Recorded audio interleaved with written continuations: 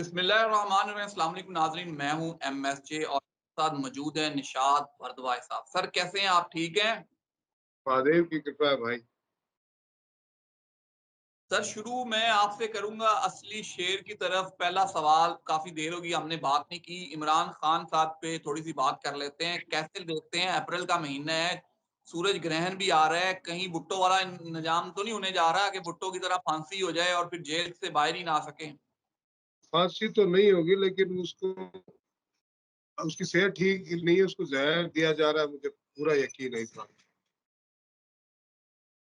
क्योंकि आपको अगले 8-10 दिन में ही पता चल जाएगा कि इमरान खान की सेहत ठीक नहीं है।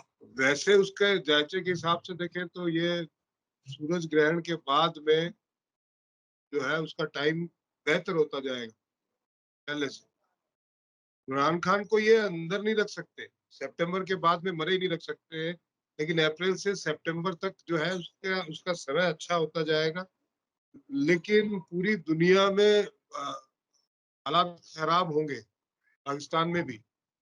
अभी इन्होंने जो है इस्टेब्लिशमेंट या जो हुकूमत आई है, इन्होंने अभी चैलेंज अफगानिस्तान वाला ही देखा है और देखा नहीं है, और वो 10-12 साल तक खत्म नहीं होगा। इनको ये मुगालता है कि ये हमने कर लिया, उन्होंने कर लिया और उसके बाद में ठंडा हो जाएगा। वो 10-12 साल तक इनको बहुत परेशान करने वाले हैं। जो अफगानिस्तान का बॉर्डर अभी जो है वो ओपन ही रहेगा, और ऐसे में ये फंसते नजर आएंगे अमेरिका के चक्कर में। और अमेरिका की खुद की हालात बहुत बिगड़ने वाली है।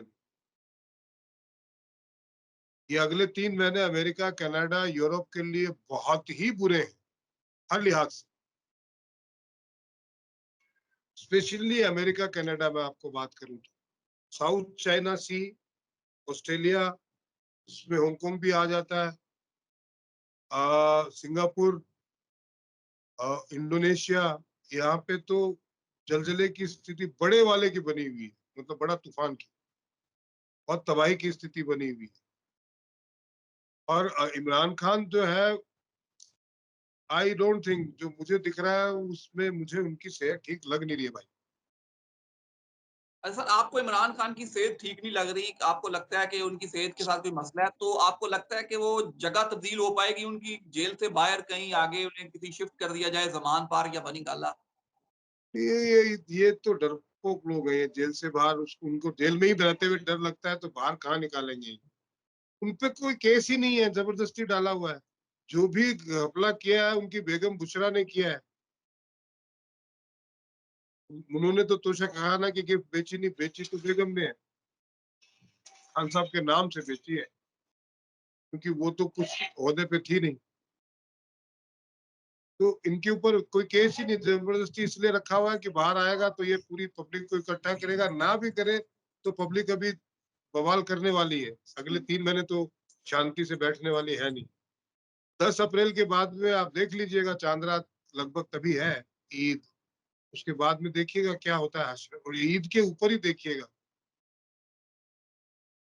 सर आप 10 अप्रैल के बाद फिर चीजों को तब्दील होता देख रहे हैं, दुनिया के भी आप हालात कह रहे हैं अगले 3 माह बड़े टफ होते जा रहे हैं, अमेरिका, कनाडा और यूरोप के लिए आप कह रहे हैं बड़ी तबाही है, तो क्या देख रहे हैं? जलजले हैं, बारिशें हैं, किस तरह देख रहे हैं चीजों को? देखो, जितने भी समुद्र के किनारे हैं चीजें, वहां पे उस खित्ते में, वहां पे स्टॉर्म्स आएंगे, टोर्नेडोज आएंगे, तूफान आएंगे, जलजले आएंगे, और ये नेचुरल कैलेमिटीज के साथ साथ पॉलिटिकल कैलेमिटीज भी शुरू होगी। वहां लोग सड़कों पे उतरेंगे। वहां गवर्नमेंट के लिए मुसीबत खड़ी होने वाली है, उनकी इकोनॉमी के लिए मुसीबत खड़ी होने वाली है, बहुत सारा कुछ होगा। ये 3-4 महीने तो बहुत ही, वैसे तो उनका टाइम अमेरिका का पिछले अक्टूबर से खराब है। अक्टूबर से 18 महीने जोड़ लीजिए, ये आप जाके मार्च अप्रैल 2025 तक तो उनकी बैंड बजी रहेगी, और उसके बाद में तो फिर पूरी दुनिया का ही मामला गड़बड़ है। सर सूरज ग्रहण आ रहा है 8 अप्रैल को, कह रहे हैं बड़ा खतरनाक ग्रहण है जिसपे परिंदों के लिए मुकम्मल तारीखी छा जाएगी, यूरोप वाली साइड पे, अमेरिका वाली साइड पे देखा जाएगा। आप किस तरह देखते हैं? हमारे एरिया में तो नहीं देखा जाएगा? हमारे एरिया में तो दिख नहीं रहा ना, इम्पैक्ट तो हमारे एरिया में भी होगा, लेकिन हमारा 15-20% होगा। इसीलिए तो मैं कह रहा हूँ, जो अराजकता है, जो लोगों के झूठे आंदोलन है या सच्चे आंदोलन है, जो भी शुरू होंगे अभी, बहुत सारे लोग घोटाले सामने आएंगे, तो वो होगा तो हमारे भी, बट हमारे यहाँ इसका इम्पैक्ट 15-20% ही है। लेकिन जो किताब वो अमेरिका वाला, उसमें 80 से 85% है, तो हमसे 4 गुना ज्यादा उनका नुकसान होगा। हाँ, तो ये जो सूर्य ग्रहण है, जहां जहां दिखेगा वहां तो तबाही है भाई। वहाँ पॉलिटिकल तबाही भी है, वहाँ गवर्नमेंट के खिलाफ डेमोन्स्ट्रेशन भी है, वहाँ पे नेचुरल कैलेमिटीज भी बहुत सारी हैं। पूरा मामला गड़बड़ है। अगले 90 दिनों तक तो जयराम जी की है। सर 90 दिनों तक आप कह रहे हैं जयराम जी की है। और अगर हम थोड़ी सी बात करें, एक दोस्त है, उनका सवाल था आपसे कि थाईलैंड के बारे में बताएं। वो थाईलैंड में है और कह रहे हैं मैं थाईलैंड में रुकूं, बिजनेस करूं या ना करूं। अगर लॉन्ग टर्म में देखोगे तो नहीं करना चाहिए, क्योंकि आज अभी थोड़े ये 2-3 महीने खराब होके टाइम फिर भी ठीक आ जाएगा, तो भी अगले 1 साल के बाद में ये समझ लो, आ, जून, जुलाई, अगस्त, सितंबर, सितंबर 2025 के बाद में थाईलैंड सेफ नहीं है। देखो, दुनिया में जब आग लगी हो तो भले ही अपना घर ना जले, लेकिन तपिश तो आएगी, आपको गर्मी तो लगेगी। तो वो पूरा नेचुरल कैलेमिटीज के लिहाज से भी ठीक नहीं है थाईलैंड। वो तो पूरा समुद्र के किनारे किनारे ही है, पूरा थाईलैंड।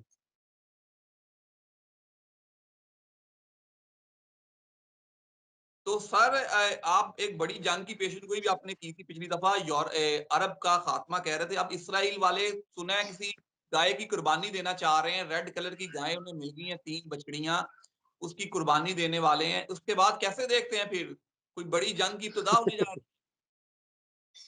ऐसा है, बेचारे अपने उसके जानवरों को काटेंगे, बताओ, और वो भी गाय को। मतलब विनाश काले विपरीत बुद्धि। अब मैं आपको बता दूं, वैसे तो मुझे ये जंग खत्म होती हुई दिखाई दे रही है, इसराइल और हमास वाली। वो लंबी चलती हुई दिखाई नहीं दे रही है। ये ज्यादा से ज्यादा आपका जून तक ज्यादा से ज्यादा खींचेगी। उसके बाद ये मुझे चलती हुई दिखाई दे नहीं रही। लेकिन वो जो यूक्रेन रशिया वाली है वो बढ़ेगी, वो खत्म ना होने वाली। वहाँ नाटो रूस आमने सामने डायरेक्टली आने वाले, ये तो सर कहानी है। नेटो आमने सामने आने वाला है, उधर से अमेरिका में इलेक्शन होने वाले हैं, फिर किस तरह चीजों को बेहतर किया जा सकेगा। ये अमेरिका में इलेक्शन में पिछली बार भी घपला हुआ था, और इस बार इनकी तैयारी है पूरा घपला करने की, जो हो नहीं पाएगा। क्योंकि और पिछली बार भी लोग सड़कों पे उतरे थे, और अब की बार तो इलेक्शन से पहले ही हंगामे बहुत होने हैं। अभी देखना वहां पे अगले 5-7-10 दिन से जो आपको रोज हंगामों की खबरें मिलेगी, कनाडा, अमेरिका में। और चाइना एक अलग से ताइवान का फ्रंट खोलता हुआ दिखेगा। हमारे खित्ते में भी ये इंडिया के साथ भी टेंशन करता हुआ, भारत के साथ टेंशन करता हुआ नजर आएगा। इंडिया पाकिस्तान का भी बॉर्डर पे कुछ तनातनी होती हुई नजर आएगी, और सब उलझाट वाला मामला है। इलेक्शन है ना, इलेक्शन को डिस्टर्ब करने के लिए हर तरफ से कोशिश होगी। और कामयाबी नहीं मिलेगी वो अलग बात है, लेकिन कोशिशें बहुत होंगी, अंदर से भी बाहर से भी। मतलब जो आप 90 दिन का टाइम दे रहे हैं, 90 दिन में बड़ा कुछ उधर पुधर होने वाला है दुनिया में, बड़े मुल्कों में। जी, होने ही वाला है। अब आप देखो, केजरीवाल एक छोटा सा पिद्दी सा आदमी है। उसने कुछ घपले किए, एजेंसियों ने उसको पकड़ लिया। और घपले उसने बड़े बड़े किए हैं। अभी एजेंसी ने तो एक छोटे घपले के लिए पकड़ा है, अब वो बड़े बड़े अभी उजागर होने वाले हैं। अमेरिका को क्यों पेट में दर्द हो रहा है भाई? जर्मनी को क्यों पेट में दर्द हो रहा है? बीबीसी को पेट में दर्द क्यों हो रहा है? वहां पे तो ट्रम्प के टाइम में इन्होंने बड़ा घपला किया, इतने लोग वहां इकट्ठे होकर इनकी पार्लियामेंट पे चढ़ गए, हमने तो कुछ नहीं बोला। जर्मनी में किसानों का आंदोलन इतना बड़ा हुआ, हमने तो कुछ नहीं बोला। और हमारे यहाँ तो बहुत सारे लोग जो करप्शन में अरेस्ट हुए हैं, इन्होंने कुछ नहीं बोला। केजरीवाल के लिए ही क्यों बोला? और बिना मतलब का पंगा है ये अब जो रिलेशनशिप में खटास शुरू हो ही गई ना। ये मुल्क जो है अपने आप को भारत का दोस्त कहते हैं, इनकी जो हरकतें हैं उससे फिर खटास तो होगी ना। भारत ने बुला के इनके जो एम्बेसडर है उनको डांटा, you don't dare to talk in to our internal matter. अब क्या इज्जत रही? इतना बड़ा मुल्क है, एक छोटे से आदमी के लिए स्टेटमेंट देने की वजह से उसको, उसके एम्बेसडर को बुला के उसको लताड़ लगाई गई, है ना। तो इनका ये हाल होना है और आगे बहुत ज्यादा। जैसे अफगानिस्तान के ऊपर बिना मतलब की एयर स्ट्राइक अमेरिका के कहने पे कर दी, अब वो फ्रंट 10 साल के लिए खोल दिया इन्होंने, क्या मतलब था? ये फालतू की चीजें कर करके लोग आपस में भिड़ेंगे। तो सर फिर अगर इस तरह 3 माह तो बड़े खतरनाक आप बता रहे हैं, 3 माह के बाद कुछ बेहतरी, कोई जंगों की थम, कोई लोगों को सुकून का सांस मिलता हुआ नजर आएगा?